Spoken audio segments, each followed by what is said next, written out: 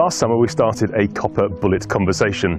We hoped that film would go a small way to answering some of the questions hunters had about using alternatives to lead. But we always knew we needed to go further. We're now continuing that copper conversation by creating a true community field test. 13 stalkers, shooting hundreds of deer a year, with different ideas and beliefs, and a lot of ammo, and a lot of questions. So, in front of me now, we've got lots and lots of copper bullets, yeah? And we've been talking about the different bullets. What I'm trying to do with these stalkers, I mean, it's like herding cats. What I'm trying to do is actually trying to get some, not formality, but I want them to actually just have a think about every shot they take, the shot reaction, what happens, the shot placement and everything else. And I want them to, hopefully, they can diarise, or we set a WhatsApp group up so they can send me back their comments straight away, straight after the kill perhaps, or after that day. And I just want to log it all the way through the 1 or 2 months as to what happens. And that's basically the secret here. Because there's no doubt there's a lot of people who are not convinced about copper, the use of copper. There could be limitations. I've got no idea what they are at the moment. I'm keeping very, very quiet about this. I've done the research and I've looked into it. But really, the proof's in the pudding. So let's get the copper out to the stalker. Let these guys take a few deer. And those guys, if there's any problems, I'll soon find out. But the most important thing is that these stalkers are very open-minded. They see the need to progress onto the use of not using lead anymore. So these guys are not going to muck around. If it's wrong, if it doesn't work, they're going to tell me. And also we've got quite a wide range of ammunition here. And as we said before, is that the European and the American manufacturers generally are making ammunition for bigger deer, so the bullets are quite heavy. So we've got quite a range of bullets in there. We think that some are too heavy, but they may not be. We demonstrated on the range that 250 metres, nearly all of them expand properly. So actually, is there a problem? I don't know. And that's what it's all about. Are you supposed to be here? Do you want to be here? Yeah, I just got roped into it. Yeah. I heard there were some free bullets. You know, Yeah, what? yeah. Why do you think it's important to be here? Well, obviously there's a big debate at the minute about lead versus non-lead now, and I can see that it's going to change. So I'm an RFD, so I get a lot of people now starting to ask for it. So if I'm selling stuff, I always like to have used it to field test it. Field testing. I'm intrigued, to be honest with you. I'm very intrigued to how they expand. I've heard a lot of negative things about them. I've heard a few positive things about them. The only way to find out is to give it a go. What about the idea of lead being in the carcass? Is that something that sort of... Does not bother me. Okay. People have been shooting with lead for hundreds of years. It does not bother me. Okay. So you're going to take some convincing then? This is really interesting. I'm going to take some convincing. I'm very open-minded though. If they do the job well, then they do the job well. If they don't, people will hear about it.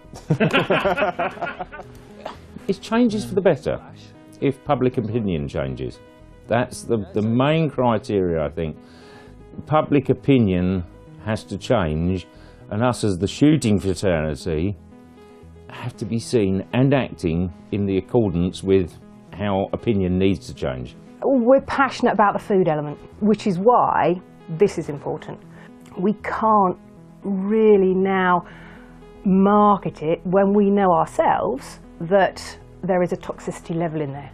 And it's about, you've got pregnant mothers because of the fetuses, you've got children under 7. These are the target areas that really shouldn't have it. Hence coming here today to see what they do and then running the trial.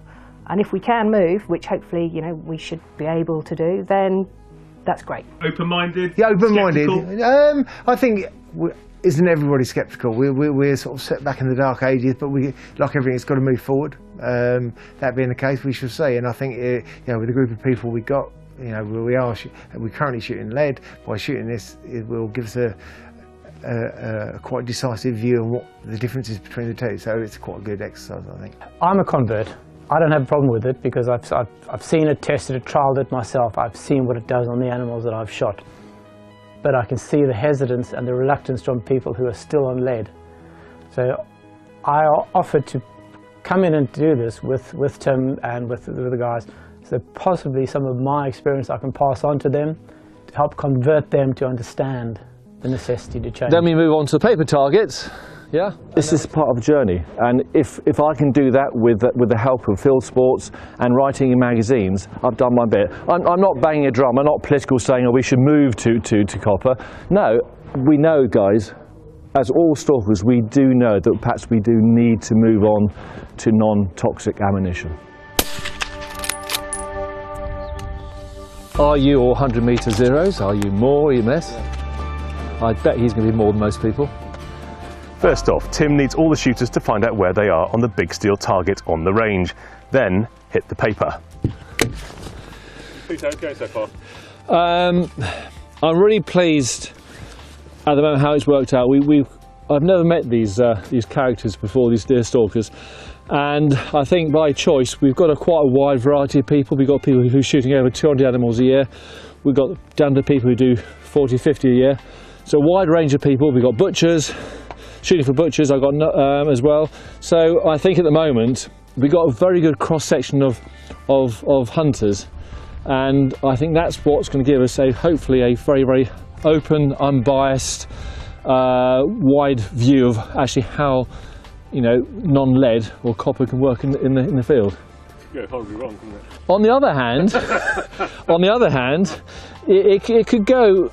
It can go in a different direction. I've got no idea where it's going to go. I suppose that's why it makes it so interesting, because you know we could have some, not disasters, but we could have some bad experiences, some poor experiences. You know, so we've got no idea. So that's why I'm using people who are experienced, who are level-minded, who are open-minded, who actually understand that perhaps, you know, using lead is on its way out.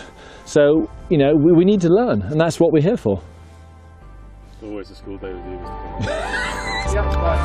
Okay, ready to go then. You're right, David, over there, yep.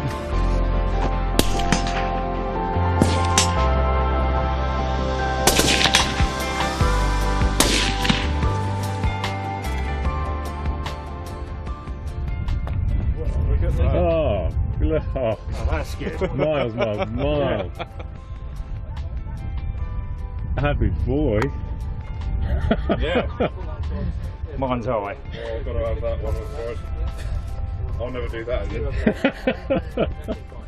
So at the moment, accuracy is not a problem. No, I'm satisfied. Accuracy's good. Well, you aiming for up here, were you?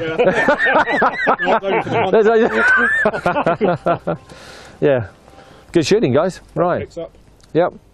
So what we can do basically, and the odds of that Steve on the high, that one, that's fine, no problem at all. So we probably need to another couple of shots to see whereabouts you are on that. Yeah. Once everyone is on the paper, Tim assesses the group. Now this is with a GECO. So GECO is kind of, yeah, I think that's probably more luck than judgment. So That's not what Miles said. just beginner's luck. Anyway, so that's a GECO, actually brilliant. This is we're on a 3006. So it's 3006. So this is a GECO, 136 grain, and this is the Barnes 150. So basically, still a very respectable grouping. So that needs obviously dialing across with it as and when. That's no problem at all. What have we got here? Steve, mine. That's right. So this is Steve's here. You start up here, Steve. Right, yeah, I was high. So Steve was playing around with this, and now he's got that. So you've got two there. So you happy with that? That's where you are? Yeah, yep. So we got All two. the same bullet? All the same bullet, yeah. So he's zeroing in, and base. There's last two shots are there. So that's pretty good. Yeah, 100 meter zero. Next we've got Alison here. There you go. So there's a bit of wind here. So he's shooting a fraction to the right. You pulled it across to the left a wee bit as well. So once again, it's grouping less than an inch. And that is the Sako 308 162 grain PowerHead Blade. Yep. So once again, respectable. And we've got Rob here. That's two settings. So the first two went to the left. I brought it across two clicks to the final one. Yeah. So this is the 6.5 Creedmoor shooting the Barnes LRX. Okay. So we're a wee bit low, but once again, very, very good zero. So I think what this is actually proven in some ways is actually they seem to be as accurate as lead ammunition. I think that's a takeaway for now, isn't it? Yeah? Yeah? Was that a yes? Was that yes? Yeah. Yeah, that's right. So that's great. So that's, to me, I mean, shooting's all about confidence as well, and I think we've got to have confidence in whatever we shoot, especially with shooting something with a heartbeat. So quite honestly, it's demonstrated that actually there's no issues there with, you know, we can probably get 10 different lead bullets, and we probably have a wider disparity. So it's no different, in other words, to from copper to lead, in other words. So that's good. Yeah. Job done, guys. Accuracy is one of the concerns stalkers have had with the alternative ammo. Not these hunters at 100 metres. They're all making what would be consistent kill shots. Dare we suggest they're more accurate with the copper ammo than they are with the old faithful lead. It's the final test. To mix it up a bit, Tim has asked the volunteers to go back to lead and shoot a group. Which one is better? You decide to go back to lead and see what happens. To compare how, you know, the lead to the copper, basically. So we got basically still good grouping, very similar to the lead, to the copper. Yeah. What we got here? So we got. That's mine. Steve said interesting. So you got. Last target is the lead. So it's interesting. That's the copper there, yeah. And that's the lead. Yeah. So the actual lead is less accurate than the copper. Might just been off though. The bottom two a little bit rogue ones, I think. So yeah, interesting. So a little bit rogue. Which way was the wind blowing? Yeah, it's wind, definitely wind. Yes.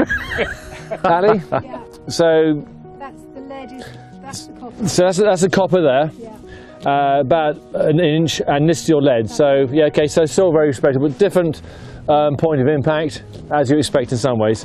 Maybe a bit of right there, so you may want to put it across a centimetre, but quite honestly, but grouping's very similar. Yeah, so that's fine. And at the end here, so this is a copper, you know, so very respectable grouping, and that's the lead. So in this case, the lead's are fractionally more than the copper, but it could be, you know, your barrel's getting quite warm as well, Rob. So, but I think the point is, yeah, that's right. Just take it, mate. Take it. I'll yeah. take it, I will. Yeah, that's right. Is the wind gusting for you as well, Rob? Oh, very gusty. More so my side than his. I think the takeaway on this one is actually it doesn't seem to be a huge difference in accuracy between lead and non-lead at the moment, as we've seen today. Yeah, it does vary. Draw your own conclusions, but these copper guinea pigs now know the copper rounds they've been allocated are going to hit the target. Now we wait for the results and the feedback.